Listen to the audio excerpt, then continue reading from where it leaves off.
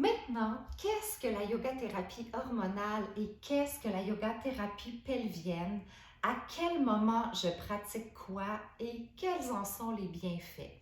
Donc, tout d'abord, la yoga thérapie hormonale, c'est une approche qui, dans sa forme intégrale, a été développée par Dina Rodriguez, une Brésilienne qui, au moment de tourner cette vidéo, est âgée de 95 ans, est encore vivante, elle voyage encore partout dans le monde pour enseigner son approche et elle est en feu. Donc, la yoga thérapie hormonale, comment elle fonctionne?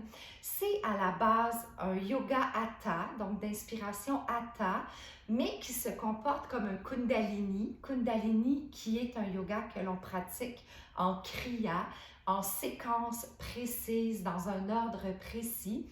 Et chacune des postures que l'on pratique sert à stimuler toute la chaîne glandulaire, donc chacune des glandes qui permettent en fait de ramener l'équilibre hormonal à l'intérieur de soi et qui permettent aussi et surtout à nos hormones sexuelles, estrogène, progestérone, testostérone, d'être sécrétées sainement et de travailler pour nous pour un cycle menstruel, par exemple, qui est plus régulier, qui est beaucoup plus doux, qui est sans grands symptômes, sans grandes manifestations, que ce soit en phase prémenstruelle ou menstruelle particulièrement.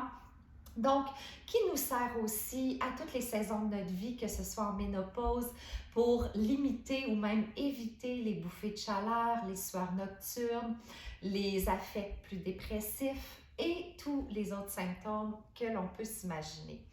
Donc, quand est-ce qu'on pratique la yoga thérapie hormonale? On la pratique quand on a toujours un cycle menstruel apparent parce que certaines personnes, par exemple, vont souffrir de syndrome des ovaires polykystiques et vont avoir un cycle très irrégulier. Donc, pour celles qui ont un cycle quand même assez régulier ou qui ont des règles régulièrement, disons-le comme ça, on va pratiquer la yoga thérapie hormonale à partir de la fin des saignements menstruels.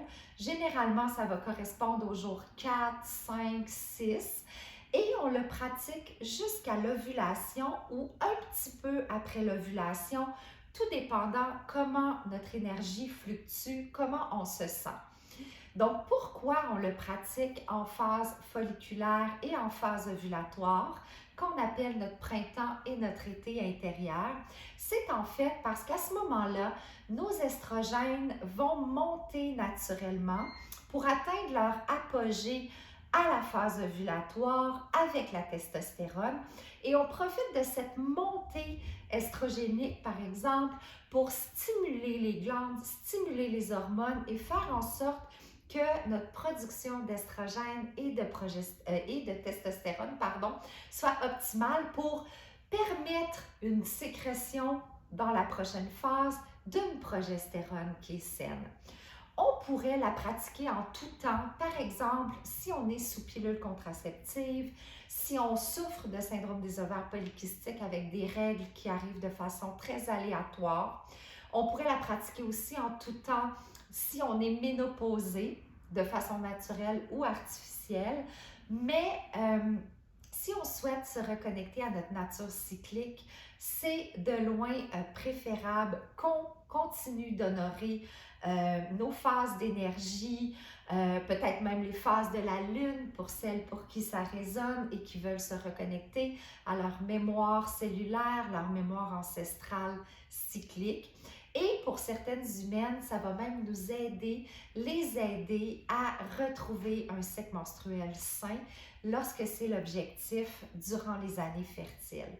Donc, la yoga thérapie hormonale, elle a quelques contre-indications que je t'invite à lire dans la vidéo, en fait sous la vidéo ici.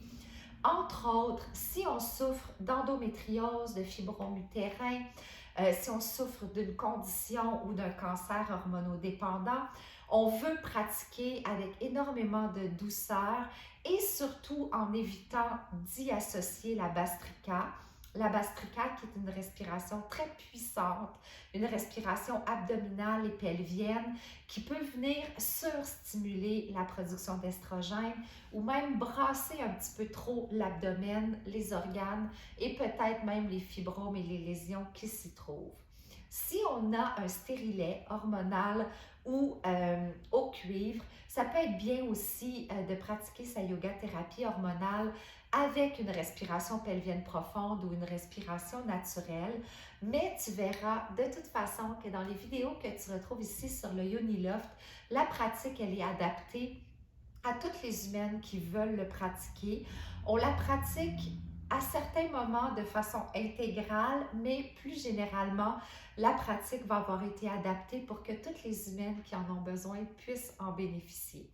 Donc, sur ce, je t'invite vraiment à choisir les pratiques en fonction soit de la plus récente, en fonction de leur durée, tout dépendant si tu as beaucoup de temps ou juste un tout petit peu de temps, mais de toujours pratiquer dans le plaisir et la bienveillance en remerciant ton corps pour ce qu'il te donne, pour ce qu'il fait pour toi, en remerciant ton cœur de t'avoir permis de te choisir à cet instant précis et en étant juste pleine de gratitude finalement pour cette approche qui est complètement transformatrice, qui a d'ailleurs été étudiée en 2017 pour la dernière fois. Il n'y a pas eu d'autres études plus récentes, mais qui nous a démontré entre autres que pour plusieurs symptômes, manifestations comme des affects dépressifs, anxieux, pour la libido, le SPM, pour les montagnes russes émotionnelles, bref, pour toutes sortes de symptômes qui sont associés à nos fluctuations hormonales, il y avait énormément d'améliorations chez les humaines qui la pratiquaient régulièrement. Maintenant, qu'est-ce que ça veut dire une pratique régulière? C'est en général de 2 à 3 fois par semaine. Par contre, si tu es pleine d'énergie et que tu es dans ton printemps et dans ton été intérieur, tu peux aller jusqu'à 4 jours par semaine. Par exemple, une journée sur 2 de pratique avec une autre journée sur 2 de pause. Donc, cela dit, je t'invite à explorer, expérimenter, voir avec toi, avec ton corps, avec ton cœur, avec ton âme, quelle pratique te fait du bien, d'explorer dans le plaisir, de poser tes questions sous les vidéos si tu en as. Je suis toujours là pour toi, je suis toujours là pour qu'on s'élève ensemble.